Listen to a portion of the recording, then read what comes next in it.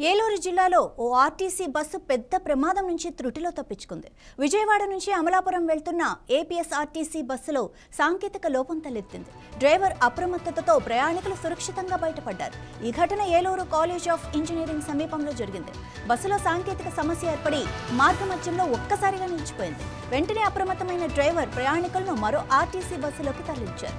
తర్వాత రిపేర్ కోసం బస్సును డ్రైవర్ రోడ్డు మార్జిన్ వైపు నిలిపారు.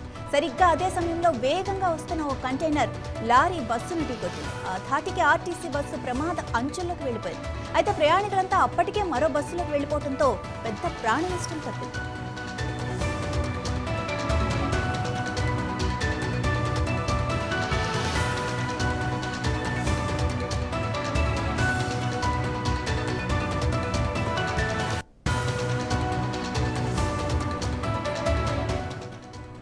బస్సును ఢీకొచ్చిన కంటైనర్ లారీ ఆగకుండా వెళ్లిపోయింది. దీంతో అధికారులు వెంటనే స్థానిక హైవే పోలీసులకు సమాచారం అందించారు.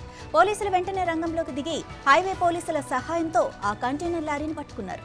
ఈ ఘటనపై పోలీసులు దర్యాప్తు చేస్తున్నారు. ప్రమాదానికి గల కారణాలు, కంటైనర్ డ్రైవర్ నిర్లక్ష్యంపై విచారణ జరుగుతోంది.